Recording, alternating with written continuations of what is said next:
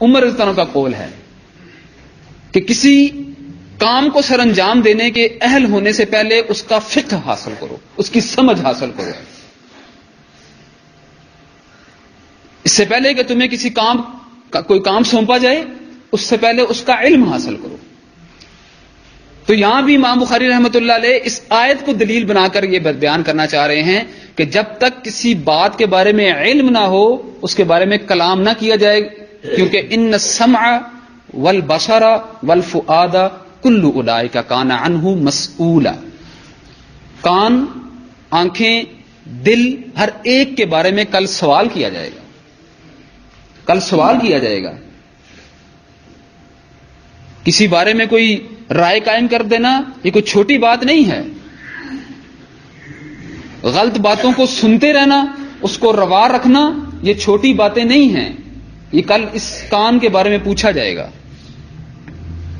ان آنکھوں کے بارے میں پوچھا جائے گا. الم نجعل لہ عینین، میں نے تمہیں 2 آنکھیں نہیں دی تھی، ولسانا وشفتین، زبان نہیں دی تھی، 2 ہونٹ نہیں دیے تھے،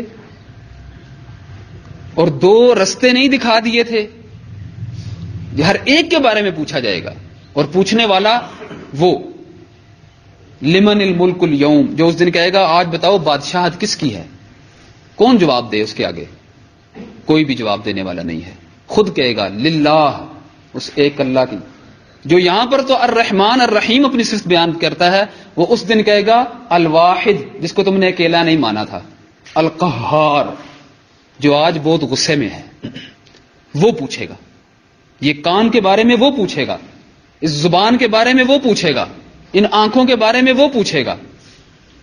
تو آج اگر اللہ رب العزت کی دی ہوئی ان نعمتوں کو استعمال نہ کیا، دل، زبان، ہاتھ، پاؤں، قلم، سبحان اللہ، پہلی وہی اترتی ہے.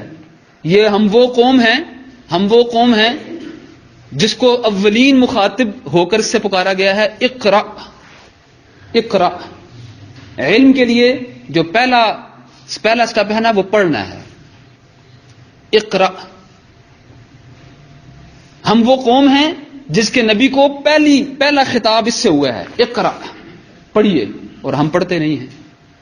ہم علم سے دور بھاگیں، ہم علم کو موذی سمجھیں، ہم علم کو گمراہیت کا سبب سمجھیں. کیسے فلاح پائیں؟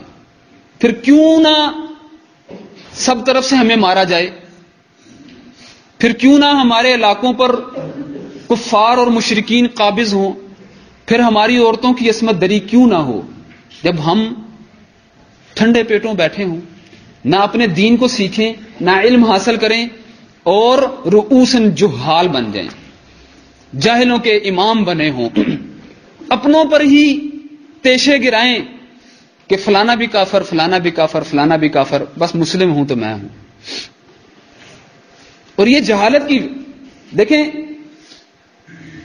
اسلام جو ہے وہ صحیح تطبیق، صرف احکامات کو جان لینا کافی نہیں ہے کہ آپ آیات کو جان لیجئے، آپ نصوص سے اس کی انفارمیشن حاصل کر لیجئے، نصوص جان لیجئے کہ فلانے بارے میں کیا نص وارد ہوئی ہے، فلانے بارے میں کیا نص وارد ہوئی ہے. اسلام اس کے اوپر اکتفا نہیں کرتا ہے جب تک آپ اس کی تطبیق صحیح طرح نہ جان لیجئے.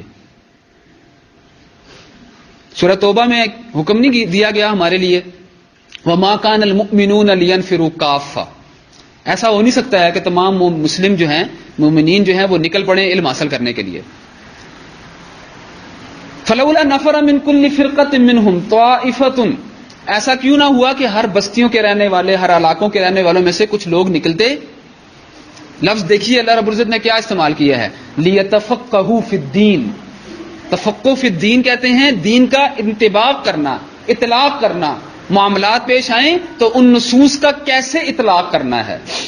ابھی تھوڑی دیر پہلے آپ نے اس بھائی سے سنا کہ خوارج کا جملہ تو غلط نہیں تھا، نص کا پیش کیا جانا غلط نہیں تھا، لا حکم الا اللہ کو غلط جملہ نہیں ہے، کفر کا جملہ نہیں ہے، بلکہ عین توحید کا جملہ ہے، عین توحید کا جملہ ہے. توحید حاکمیت جو توحید کی ایک بہت بڑی قسم ہے، وہ چاہتے ہیں، وہ ارادہ وہ رکھ رہے ہیں، لیکن اس کا اطلاق غلط کر رہے ہیں. اس کا فہم غلط حاصل کیا. آپ آج یہ آیتیں سنتے ہیں وَمَن لَّمْ يَحْكُم بِمَا أَنزَلَ اللَّهُ فَأُولَٰئِكَ هُمُ الْكَافِرُونَ. اللہ نے نہیں فرمایا جی؟ اللہ قرآن میں بار بار فرماتا ہے وَمَن لَّمْ يَحْكُم بِمَا أَنزَلَ اللَّهُ فَأُولَٰئِكَ هُمُ الْكَافِرُونَ. بس کافر ہی ہوئے نا جی, اور کیا ٹھہرے؟ قرآن فتویٰ لگاتا ہے, ہم تو نہیں لگا رہے. فوراً کہتے ہیں ہم تو فتویٰ نہیں لگا رہے, ہم تو فتویٰ سنا رہے ہیں, ہم تو فتویٰ سنا رہے ہیں, ہم تو فتویٰ نہیں لگا رہے, قرآن فتویٰ لگا رہا ہے. آپ کو معلوم بھی نہیں کہ آیت کا سیاق کیا بتا رہا ہے, اس کا اسباق کیا ہے, اس کا شان نزول کیا ہے, یہ کس کے اوپر امپلیمنٹیشن ہونے کا حکم دے رہا ہے. تو قرآن نصوص چاہے قرآن سے ہے چاہے سنت سے ہے, اس کا فقط جان لینا, جانکاری رکھ لینا صرف اس کے بارے میں, اس کی تطبیق, اس کا استعمال, اس کا فہم, یہ مطلوب ہے ہمیں. آج اس چیز کی کمی ہے, اور یہ ہے اس کا ایک لفظی نام علم. علم. اور ہمارے لیے اللہ رب العزت نے پہلی شرط رکھی, جیسے میں نے اس سے پہلے آپ کے سامنے عرض کر دیا, وہ ہے علم, اپنے کلمہ کو پہچاننے کی, اپنے کلمہ کو پہچاننے کی. اور پھر زندگی, یہی کلمہ آپ کی پوری زندگی میں کے اندر جو ہے وہ آپ کو گائیڈ کرے گا, لیڈ کرے گا, آپ کو لے کر چلے گا. آپ کے اخلاق یہ کلمہ سنوارے گا, آپ کے کردار کو اس کلمے نے سنوارنا ہے, آپ کے معاملات کو, آپ کی تجارت کو, اقتصادیات کو, سیاست کو, گھر سے لے کر مسجد تک, مسجد سے لے کے پارلیمنٹ تک, پارلیمنٹ سے پھر بازار تک, بازار سے آپ کے آفیسز میں, ہر جگہ یہ کلمہ لیڈ کرے گا. اس کو نہیں پہچانا, اس کو موذی سمجھا علم کو, تو کیسے ہم اپنے اس 5 فٹ کو ٹھیک کریں گے؟ ہم تو وہ ہیں جن کو خطاب یہ ہوا ہے کنتم خیر امہ,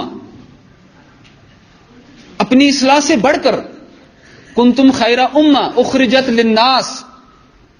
ہمیں تو لوگوں کی لیڈ کرنے کے لیے اللہ تعالیٰ نے ہمارا منصب رکھا. وَفَضَّلْنَاكُمْ لِلْعَالَمِينَ کہا گیا تھا, ان سے لے لیا گیا.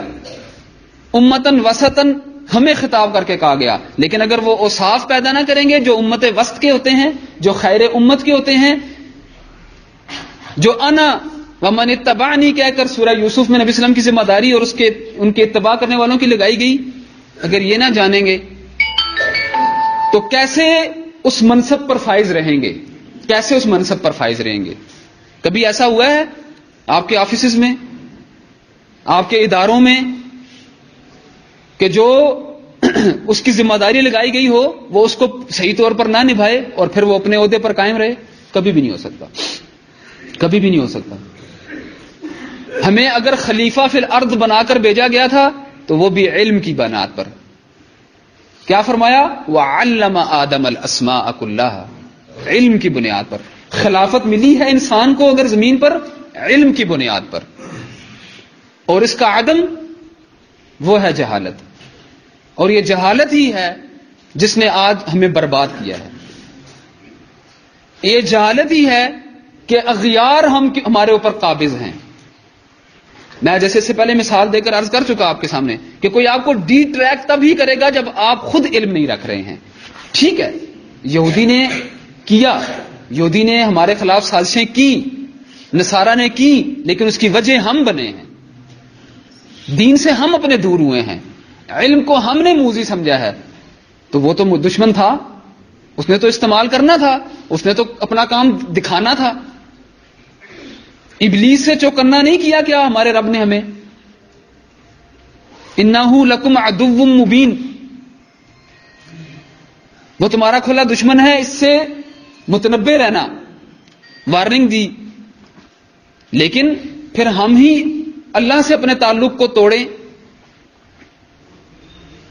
اور پھر وہ ہمارے اوپر اٹیک نہ کرے. ضرور کرے گا, وہ تو بیٹھا ہی اسی گھات میں ہے.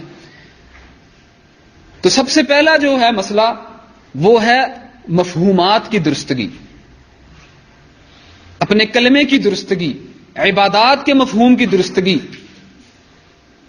تعمیر فی الارض کی درستگی. کیا ہمیں منصب دیا گیا ہے اللہ رب العزت نے, زمین پر کیوں بھیجا ہے ہمیں, کیوں ہمیں خلیفہ فی الارض بنایا ہے, ہم کیوں مسلم ہوئے ہیں, بلکہ ہم کیسے مسلم ہوئے ہیں, ہم مسلم ہوئے کیسے ہیں, کیسے کوئی بندہ مسلم ہو جاتا ہے. لہذا مختصراً یہ بات ہے کہ علم ہی ایک ذریعہ ہے, یہی ایک روشنی ہے جو ہمیں حق پر قائم رکھ سکتی ہے, جو ہمیں باطل نظریات، باطل افکار، باطل اخلاق سے متنبع اور روشناس کرا سکتی ہے. یہ ایک علم ہی ہے، اور اس کا ذریعہ جیسے میں شروع میں عرض کر چکا ہے وہی الہی ہے. وہ الحمدللہ اللہ رب العزت کا احسان ہے ہمارے اوپر کہ اس نے اس کو محفوظ رکھا ہوا ہے. اس نے اپنے ہاتھ میں یہ ذمہ داری رکھی ہوئی ہے کہ اس نے اس وحی کو محفوظ رکھا ہوا ہے، چاہے وہ کتاب کی شکل میں ہے یا سنت کی شکل میں ہے. بس اگر مسئلہ پیچھے کوئی باقی ہے تو وہ ہے رجوع، انابت، اس کی طرف لوٹنا، اس علم کی طرف لوٹنا، اس کا فہم حاصل کرنا اس طرح جس طرح صحابہ کرام نے حاصل کیا. عبداللہ ابن عمر سے قول کہ ہم جب تک 10 آیات اس کی تطبیق، اس کی امپلیمنٹیشن نہیں سمجھ لیتے ہم اگلوں کے اوپر نہیں چلتے تھے، ہم اگلی 10 نہیں سیکھتے تھے. کسی نے سورہ بقرہ کو سمجھنے میں 10 سال لگا دیے. اہل لغہ بھی ہیں، اہل لغہ ہیں، زبان کو جاننے والے ہیں، نبوت کے دور کو بھی پایا ہوا ہے، اس کے باوجود وہ اتنا ٹائم لگا رہے ہیں. تو ہمارے لیے کیا اس میں محنتیں نہ ہوں گی؟ ضرور ہوں گی. لہٰذا اللہ رب العزت سے دعا ہے کہ ہماری کمزوریوں کو دور کرے، ہمارے اندر فہم اور فراست پیدا کرے اپنے دین کے معاملے میں، اس کا صحیح فہم نصیب فرمائے تاکہ ہم اللہ رب العزت کے عذاب سے بچ سکیں. آخرت میں جو اپنے محبوب بندوں کے لیے اس نے مقامات تیار کر رکھے ہیں ہمیں اس کا مستحق ٹھہرائے اور ہماری خطاؤں سے درگزر فرمائے. سبحانک اللہم و بحمدک، اشہد ان لا الہ الا انت، استغفرک و اتوب الیک.